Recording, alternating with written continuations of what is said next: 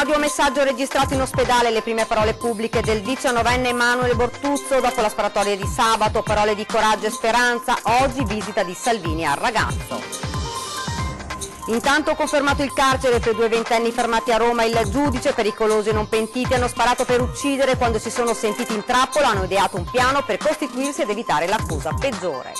Drammatico incidente nel pomeriggio a Motta di Livenza, 80enne in bicicletta travolto da un pullman, l'anziano è gravissimo in ospedale. Villa Emo oggi l'intervento di Credito Trevigiano, cessione entro il 30 giugno, l'acquirente è un europeo, le polemiche, molto rumore per nulla. Insulti razzisti del responsabile di una società di facchinaggio e trasporto merci ad un dipendente, gli altri colleghi per protesta si fermano, scatta lo sciopero. Fa discutere a Treviso la manifestazione in programma domenica organizzata da un'associazione ispirata ai valori della Repubblica di Salò in memoria delle vittime delle foibe, Insorge Lampi. La tragedia di Fossamerlo nella nuova puntata di 40 stasera dalle 21:15 dalle teche di Antenna, tra la morte degli operai soffocati dalle esalazioni di rifiuti tossico-nocivi, un caso che cambiò il modo di gestire gli scarti pericolosi. Buonasera e ben ritrovati all'edizione trevigiana dei nostri telegiornali. Lo avete dunque sentito in primo piano il dramma di Manuel Bortuzzo con le prime parole pubbliche del 19enne dopo la sparatoria di sabato, la diagnosi della paralisi e l'arresto dei suoi aggressori. Sono parole di speranza, le ha registrate oggi in un audiomessaggio registrato dal presidente della Federnuoto Paolo Barelli in visita al San Camillo, dove il giovane è ricoverato. Sentiamole insieme. Come potete sentire dalla voce, sto bene, non mi aspettavo tutta questa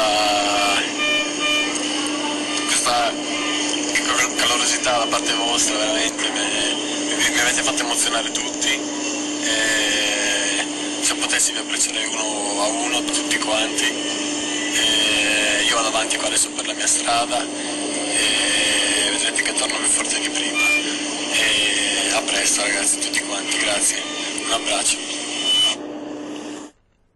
Intanto restano in carcere 2 ventenni fermati per aver sparato a Manuel, dure le parole del GIP ed oggi a sorpresa visita del ministro dell'Interno Salvini in ospedale.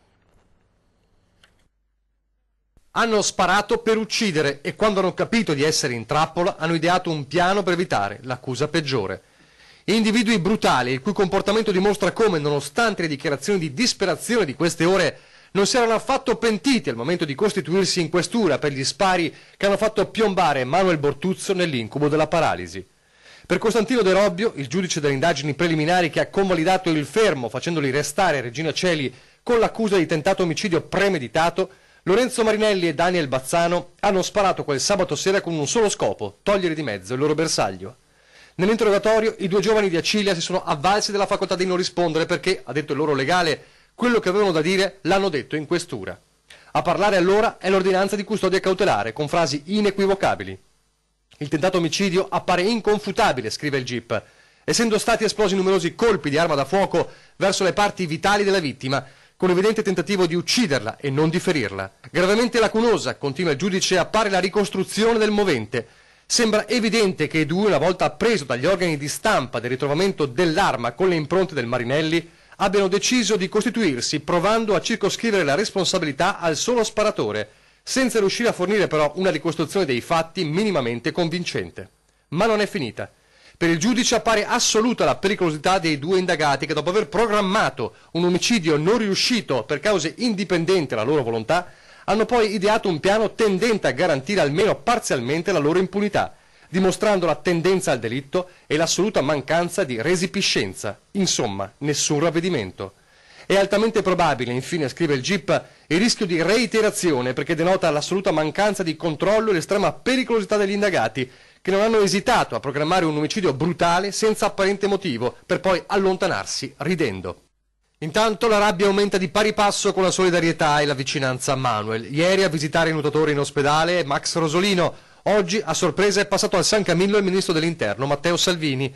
Una visita privata a Trapera dal Viminale, fatta assieme al presidente della Federnuoto, Paolo Barelli. Il ragazzo è tosto, deve reagire, ha detto Salvini, che ha annunciato come domani, in Veneto, assieme a Di Maio, per incontrare i risparmiatori delle ex banche popolari a Vicenza, vorrebbe visitare la famiglia di Manuel a Morgano. Una famiglia che guarda già avanti. Stiamo cercando con la Federazione un centro di riabilitazione che potrebbe essere Santa Lucia qui a Roma, che ci vuole accogliere. Adesso sono da capire, insomma, dobbiamo vedere le carte per capire l'entità del danno, insomma, no? Sì, non è facile, sai, ti dico da papà, non è facile iniziare a ragionare in questa forma qua, però d'altronde se non c'era era peggio, insomma, no? Quindi avanti. In tanti stanno mandando messaggi di speranza a Morgano domani sera, anche con la preghiera. I miracoli li aspettiamo tutti, perché il ragazzo è giovane, quindi però la preghiera secondo me sta bene a tutti quanti. Continuiamo ora con la cronaca. Gravissimo incidente nel pomeriggio a Malintrada di Motta di Livenza. Un 80enne residente nella zona si trovava in sella alla sua bicicletta quando è stato travolto da un bus della MOM. L'anziano è stato subito soccorso dagli uomini del SUEM 118 e trasportato con l'elicottero all'ospedale di Treviso. Le sue condizioni sono gravissime. Per i rilievi di legge sono intervenuti gli agenti della polizia locale. L'azienda esprime in questo momento tutta la vicinanza alla persona coinvolta e alla sua famiglia. Sono le parole del direttore generale Giampaolo Rossi. Ci mettiamo a completa disposizione degli inquirenti per l'accertamento dei fatti. Passiamo adesso alla vicenda invece della vendita di Villa Emo a Fanzolo di Vedelago, perché per la prima volta da quando è arrivata la notizia della cessione oggi ha preso la parola la dirigenza del Credito Trevigiano, attuale proprietario del complesso Palladiano. Sentiamo. Quanto la vendete? Il prezzo non siamo in grado di poterlo dire, non è corretto nei confronti di chi ha fatto l'offerta, come pure la sua identità. Bocca ancora cucita il Credito Trevigiano sulle trattative per la vendita di Villa Emo. L'unica indicazione sul possibile acquirente scivola durante la conferenza stampa. Europeo, lo possiamo dire, dai, va bene, così siamo sicuri, va bene? Ecco, così non è di Hong Kong. Esclusa quindi la cessione a quella che molti avevano denunciato come la svendita ai cinesi, per un bene che comunque ad oggi e per almeno altri 3 mesi è sul mercato. La data di chiusura della trattativa è 30 giugno. Comunicazione dell'atto appena il notaio l'ha rogitato, atto sottoposto a condizione sospensiva, e poi ci sono i termini previsti dal decreto legislativo Urbani per l'esercizio della prelazione, quindi si va dopo l'estate. Perché, sottolinea la dirigenza, è dopo il rogito che Ministero, Regione Veneto, Provincia di Treviso o Comune di Vedelago hanno 60 giorni di tempo per aggiudicarsi comunque la Villa Palladiana. Questo quindi ad oggi il punto della situazione, con un impegno pare da parte del possibile compratore ad evitare usi poco consoni del sito, ma soprattutto a chiudere la villa al pubblico. Tutto eccetto che scuola, balera, discoteca o roba di questo genere. È chiaro che una persona che fa un investimento enorme per l'acquisto e poi fa un investimento altrettanto importante per la ristrutturazione non viene a fare un investimento, voglio dire, per il gusto di distruggere qualcosa. Geniale infine il giudizio sull'idea di Romeo Scarpa, che però l'ha portato alle dimissioni da Italia Nostra. Quel signore che ha fatto la provocazione, mi dispiace che si sia dimesso, ha avuto una grande e brillante intuizione, perché è un modo come un altro per buttare in alto la palla e cominciare a dire ragioniamo. Se voi vi ricordate, all'inizio di questa discussione su Villa Emo, il Presidente Zaia ha fatto una dichiarazione e il Presidente Zaia è un passo più avanti degli altri. Ha detto, noi nel Veneto ne abbiamo almeno 300. Allora, per un patrimonio così esteso, così importante, così delicato e così enorme, più energie si mettono a disposizione meglio è. Questa dunque la situazione vista da dentro la banca, ma oggi fuori dal Credito Trevigiano c'erano anche alcuni ex che ci hanno raccontato la loro posizione, che peraltro sarà discussa lunedì sera a Vedelago in un consiglio comunale convocato apposta per discutere proprio di Villa Emo. Vendita di Villa Emo vista da chi non è per nulla d'accordo con la cessione del gioiello palladiano.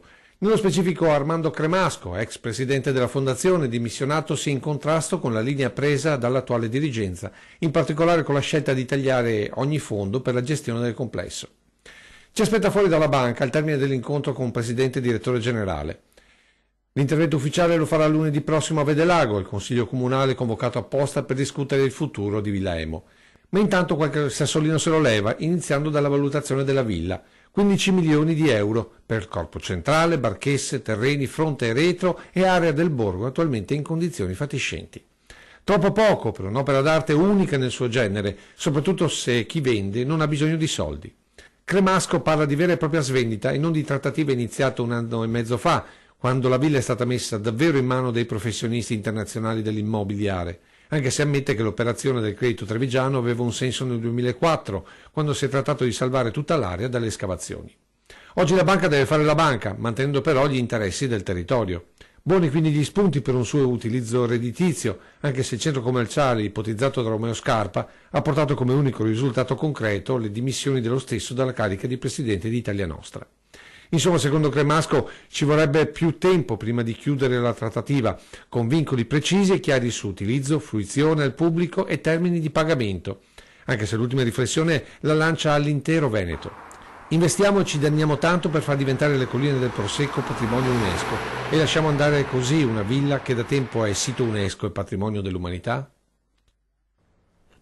La Procura di Verbania ha chiesto 41 rinvii a giudizio tra ex vertici ed ex dipendenti di Veneto Banca, truffa aggravata, il reato contestato ai dipendenti in concorso tra loro con i vertici di Veneto Banca. In pratica i vertici di concerto con i dipendenti avrebbero compiuto atti idonei a eludere la direttiva europea MIFID ed il regolamento congiunto Banca Italia-Consob. Il periodo contestato va dal 2012 al 2016. Continuiamo con la cronaca. Un capo area insulta un lavoratore di colore, tutti gli altri, una decina su 40 dipendenti della società di facchinaggio, si fermano proclamando in un'assemblea e quindi uno sciopero a fine turno. È accaduto a Ponzano Veneto, nell'area operativa di una società di spedizione. Un dirigente dell'azienda titolare dell'appalto, dopo un alterco, avrebbe apostrofato con un insulto razzista un lavoratore, provocando l'indignazione dei suoi colleghi di lavoro. Lo stop alle operazioni in corso è stato immediato e così l'assemblea, che si è svolta subito dopo, nel corso della quale la persona che aveva pronunciato la frase infelice avrebbe cercato di spiegarsi e di scusarsi con modi che però l'operaio offeso non ha accettato. I vertici della società si sono subito messi in contatto con noi scusandosi a loro volta e noi abbiamo apprezzato il gesto, spiega Sergio Zulian, segretario della DL Cobas, che il loro collaboratore sia almeno allontanato, dicono, dalla nostra area e che per un certo periodo nel magazzino non si faccia vedere. Ed ora parliamo invece del caso Stefanel. Dopo l'incontro tra sindacati ed azienda e il Ministero per lo Sviluppo Economico arrivano le prime certezze: cassa integrazione per i lavoratori, riduzione degli esuberi a Ponte di Piave, ma lo storico stabilimento sempre più a rischio verrà spostato. Questa mattina i lavoratori della Stefanel hanno potuto tirare un respiro di sollievo, accordo raggiunto sulla cassa integrazione straordinaria che coinvolgerà 269 lavoratori, un incontro, quello di ieri, prima il Mise e poi il Ministero del Lavoro, durato oltre 10 ore, ma arriva anche una notizia amara per Ponte di Piave: lo stabilimento è a rischio. Il sito attuale di Ponte di Piave è sicuramente troppo grande per poter contenere 24 persone e quindi è molto probabile che verrà spostato il nuovo sito. E non si sa ancora dove? E non sappiamo ancora dove. Ci hanno detto la prima volta a Treviso, in provincia di Treviso, poi ci hanno detto entro 20 km da Ponte di Piave e ancora però non sappiamo dove. Sul fronte esuberi l'azienda è scesa da 38 a 24, una riduzione sensibile se si pensa che all'inizio della crisi si era parlato di 52 esuberi. La cassa integrazione straordinaria per 12 mesi scatterà da lunedì prossimo. Abbiamo ottenuto dei percorsi di riqualificazione e di formazione per i lavoratori che verranno collocati in cassa integrazione e questi verranno finanziati con fondi sia nazionali sia con fondi regionali. Abbiamo ottenuto la possibilità di avere un tavolo permanente in regione e anche presso il Mise, che ha il compito di monitorare i passi futuri di questa azienda. La Stefanella ha presentato inoltre il piano industriale che ha l'obiettivo di risanare il gruppo attraverso una razionalizzazione del patrimonio immobiliare e dei relativi punti vendita e di riposizionarlo sul mercato con la nuova collezione. Tra le strategie annunciate dalla Stefanella, riduzione delle superfici dei negozi e un maggiore impegno in rete con una svolta nell'e-commerce per far ripartire le vendite. Lunedì prossimo intanto è prevista un'assemblea con i lavoratori. Per ora i lavoratori che abbiamo contattato si sono detti soddisfatti di quello che abbiamo fatto, anche perché sono ben consapevoli della difficile situazione che stanno vivendo e che l'azienda stessa sta vivendo.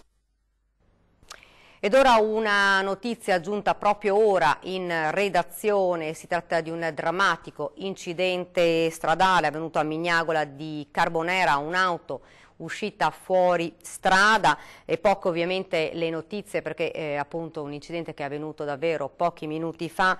Purtroppo si tratterebbe però di un incidente mortale e la vittima sarebbe una donna. Ed ora cambiamo argomento, continua a far discutere la manifestazione in programma domenica a Treviso organizzata da un'associazione ispirata ai valori della Repubblica di Salò in memoria delle vittime delle foibe.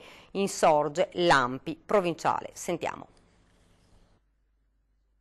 Secondo me commettono un reato e noi stiamo anche valutando chi ha dato le concessioni che possa anche incorrere in un reato di tipo penale. Va giù duro l'ANPI provinciale che appena avuto notizia della manifestazione in programma domenica a Treviso in memoria dei caduti delle foibe organizzata dall'associazione Continuità Ideale ha scritto a prefetto e sindaco per chiedere che venga vietata e che non vengano concessi gli spazi al corteo. Si dichiarano eredi della RSI. La RSI sono i fascisti di Salò, quelli che hanno torturato, che ne hanno fatte di tutti i colori nel nostro paese, ma anche in Jugoslavia. Una presa di posizione forte, quella dell'ANPI, che spiega come non si sia di fronte ad una libera espressione del pensiero, ma ad una provocatoria violazione della stessa Costituzione che alla 12ª norma finale vieta la riorganizzazione del disciolto partito fascista. Non solo concedere le piazze, ma anche permettere a costoro di fare una sorta di parata, mi pare una cosa scandalosa. In Italia quando viene organizzata una manifestazione viene data comunicazione alla questura e questa la vieta o dà delle prescrizioni nel caso ce ne sia bisogno, spiega il prefetto di Treviso Laganà. Se il questore l'ha autorizzata o meglio se il questore non ha posto impedimenti evidentemente perché non c'erano i presupposti. Dopodiché se durante le manifestazioni verranno messe in atto condotte che in qualche modo siano passibili di denunce, ovviamente verranno fatte le denunce di dovere. Intanto per garantire che domenica tutto si svolga senza problemi, stamattina c'è stato un incontro tra lo stesso prefetto, il questore e il comandante della polizia locale di Treviso. Intanto oggi in provincia c'è stata un'anticipazione della giornata del ricordo fissata per domenica prossima, racconti e commenti dei protagonisti che chiedono solo di non dimenticare. Le guerre e gli odi razziali portano a tragedie inenarrabili, ma oggi, dopo più di 70 anni, vogliamo e dobbiamo solo ricordare il sacrificio di tante persone per il bene e la conoscenza.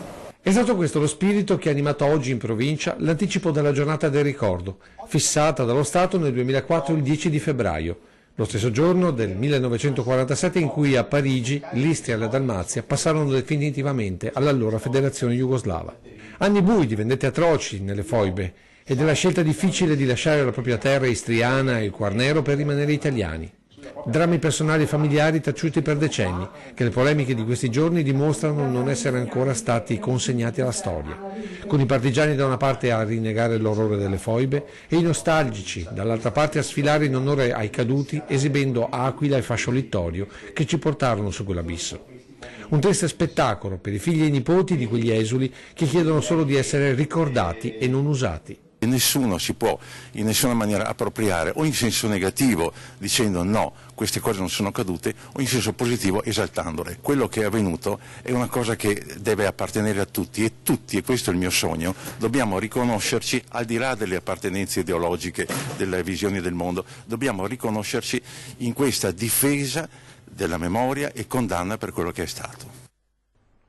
Siamo alla politica. Paola Roma torna a candidarsi come sindaco di Ponte di Piave. La sua lista Vivi Ponte, l'ex primo cittadino, ricomincia proprio da un luogo simbolo, il Piave. Ha voluto farlo da qui, dal Piave. Paola Roma ha scelto di mettersi nuovamente in gioco per i cittadini. L'ex sindaco di Ponte di Piave si ricandida primo cittadino con la lista Vivi Ponte. Con le elezioni amministrative che dovrebbero tenersi fra fine aprile e i primi di maggio, il comune riavrà la sua amministrazione comunale dopo oltre 7 mesi di commissariamento. Ripartiamo dal Piave perché proprio a fine ottobre, primi di novembre, c'è stato quell'evento che ha dato una grossa scossa ai cittadini di Ponte di Piave. Noi eravamo assieme a loro e ringrazio tutti quelli che li hanno aiutati perché mancava un sindaco alla guida del paese. Una squadra, spiega Roma, che sarà formata da persone con esperienza ma anche da giovani che vogliono mettersi a disposizione della collettività, ed il programma sarà deciso dopo aver ascoltato i cittadini. Sì, una serie di incontri che avranno luogo il primo, martedì 12, presso Casa della Comunità a Ponte di Piave, successivamente a Negrisi il lunedì successivo e poi Levada, Busco e San Nicolò, le frazioni e il capoluogo, e in ogni luogo andremo a condividere con loro il programma e a capire le loro esigenze, quelle stesse esigenze che abbiamo portato a compimento assieme a loro e grazie a tutte le loro proposte che sono avvenute in questi 4 anni e mezzo di mandato. Su quanto accaduto l'estate scorsa, che ha portato al commissariamento, Paola Roma non ha mezzi termini. Noi lasciamo alla vecchia politica, noi siamo qui per fare, noi siamo qui per essere a disposizione dei nostri cittadini, perché i cittadini hanno bisogno di un sindaco che si rimbocchi le maniche, che sia trasparente, che sia chiaro e sia vicino a loro. Noi ripartiamo esattamente da qui perché dobbiamo vivere Ponte di Piave insieme ai cittadini. Da fare c'è molto, ha spiegato, a partire da tutti quei bandi che il Comune ha perso con il commissariamento e tutte le opere che erano in cantiere e che devono essere portate a termine. Quello che la vecchia politica ha fatto a me non lo rifarei mai a nessuno. Ed ora ci fermiamo per qualche istante di pubblicità.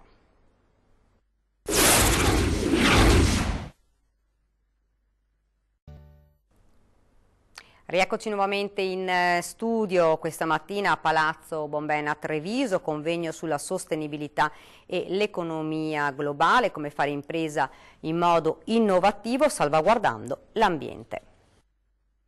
Gli scienziati negli ultimi anni hanno lanciato numerosi appelli legati all'inquinamento, ai cambiamenti climatici e ad una terra sempre più malata. Allarmi che i governi mondiali hanno in modo diverso accolto o ignorato. Si tratta di una corsa contro il tempo prima che sia troppo tardi. Un'assunzione di responsabilità non solo della politica ma anche dei cittadini e delle aziende. A Treviso 8 imprese italiane, molte venete, si sono ritrovate nel convegno organizzato da Contarina per parlare di sostenibilità ed economia circolare. Ed ecco come ancora una volta nel nostro paese venga valorizzato il saper fare, tradotto in rispetto dell'ambiente, nel riutilizzo di materie prime e seconde, puntando sull'innovazione e la tecnologia.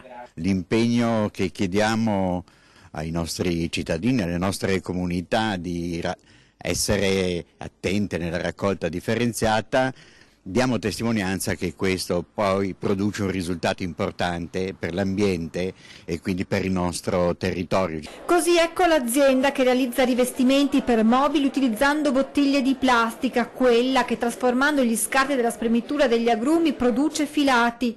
La start-up che ha brevettato le traverse ferroviarie internamente in calcestruzzo ed esternamente in plastica riciclata. 8 gli imprenditori che hanno raccontato a Palazzo Bombena la loro idea di sostenibilità ed economia circolare, una sfida su cui puntare per il futuro. È il momento di rischiare, è il momento di sperimentare e di innovare in una direzione che è della sostenibilità. Ed ora parliamo invece del tempo. Nei prossimi giorni continuerà a splendere il sole, a parte domenica pomeriggio. Sentiamo il nostro meteorologo, il generale Giancarlo Iannicelli. Un febbraio tutto sommato mite, con il sole che continuerà a scaldare le giornate. Insiste ancora su di noi un ampio anticiclone di origine atlantico, ma per domenica faranno capolino, nuvole e forse qualche pioggia. Prevediamo per domani su tutte le nostre zone cielo in prevalenza sereno, una velatura del cielo durante le prime ore del mattino, ma nulla di più. Per domenica ancora un cielo poco nuvoloso, una velatura che si attenua velocemente, poi nella seconda parte, a iniziare del pomeriggio, ecco gli effetti del sistema perturbato che scorrerà veloce, diciamo diciamolo subito, quindi provocherà degli annuvolamenti, dicevamo qualche precipitazione che localmente potrà essere anche di una certa consistenza. Le temperature durante il giorno potranno superare anche i 10 gradi. Le temperature sono le minime sotto zero naturalmente, ma non di molto, le massime superano anche i 10 gradi quando il cielo diventa sereno. I venti sono deboli con tendenza a provenire dai quadranti occidentali, l'Alto Adriatico è previsto da poco mosso a localmente mosso. Nuovo appuntamento questa sera con 40, il programma che ha riaperto le teche di Antenna 3 dalle 21:15. Ritorneremo al 1987 con servizi ed immagini dell'epoca commentate da ospiti in studio. Tra i casi che ripercorreremo quello degli operai morti nell'ex fornace di Fossamerlo a Conegliano il 22 aprile di 32 anni fa e che toccò profondamente le coscienze portando ad una maggiore consapevolezza delle aziende sul trattamento dei rifiuti tossico-nocivi. Nel pomeriggio di oggi all'ospedale di Conegliano l'autopsia sui corpi dei 2 uomini morti ieri sera all'interno di un capannone delle ex fornaci Tommasi a Conegliano, mentre con una ruspa lavoravano probabilmente all'interramento di alcuni bidoni contenenti scorie tossiche della lavorazione di una ditta di Albina di Gagliarine. Sono stati trovati riversi sopra alcuni bidoni sventrati, forse dalla benna o dai cingoli del Caterpillar col quale lavoravano. L'esame autoptico condotto dal medico legale dottor Daniotti e dal primario della clinica chimica ematologica dell'ospedale di Treviso, professor Rosario Chirillo, tende ad accertare l'ora, le cause della morte e di conseguenza la tipologia esatta della sostanza che con tutta probabilità Castelletto e Scolaro hanno respirato prima di morire. Le analisi definitive verranno effettuate dal presidio multizonale di Treviso, ma i tecnici stamattina parlavano, pur se in via ufficiosa, di solventi clorurati e di stirolo, una sostanza fluidificante delle resine. Composti considerati rifiuti speciali che per nessun motivo avrebbero dovuto essere scaricati lì. La loro corretta destinazione, si diceva sempre stamane, avrebbe dovuto essere un impianto specifico vicino a Brescia ed il loro smaltimento è assai costoso. Meglio quindi, si fa per dire, una buca in un capannone lontano da occhi indiscreti. Altro aspetto che comunque verrà vagliato a fondo dall'inchiesta della magistratura. Qui i rilevamenti dei sanitari hanno interessato anche l'aria, ma soprattutto il terreno. Pochi metri sottoterra si troverebbe infatti una falda acquifera ed il contenuto rilevato in alcuni bidoni è solido, in altri liquido. Necessario quindi accertare al più presto se le sostanze fuoriuscite abbiano o meno inquinato il terreno e la falda sottostante. Prima di chiudere vi ricordo questa sera, anzi fra pochi minuti, la nostra trasmissione 20:10, vi torneremo a parlare del caso di Manuel Bortuzzo, il coraggio di Manuel, il titolo. In studio Daniele Rostirolla, sindaco di Morgano, e Bernardo Bernardini, presidente triathlon di Treviso, che perse l'uso delle gambe precipitando con l'ultraleggero e oggi corre nelle gare di triathlon. Il suo caso è un messaggio di speranza per Manuel Bortuzzo. Ed ora per me è tutto, io vi lascio ovviamente le nostre previsioni del tempo, grazie davvero per averci seguito e buona serata.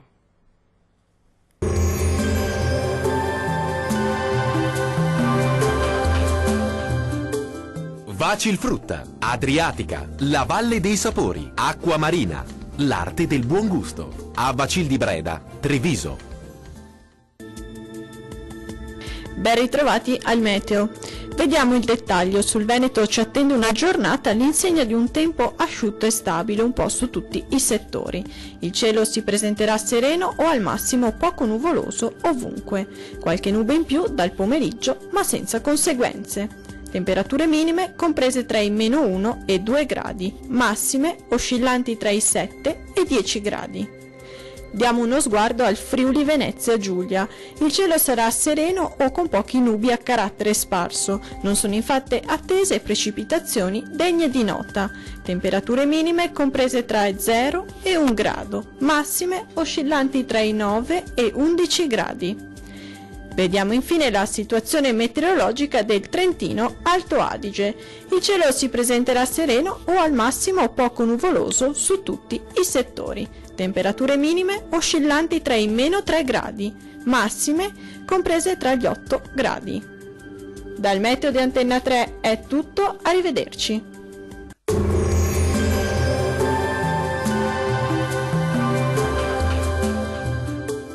Vacilfrutta, Adriatica, la Valle dei Sapori, Acqua Marina, l'arte del buon gusto. A Bacil di Breda, Treviso.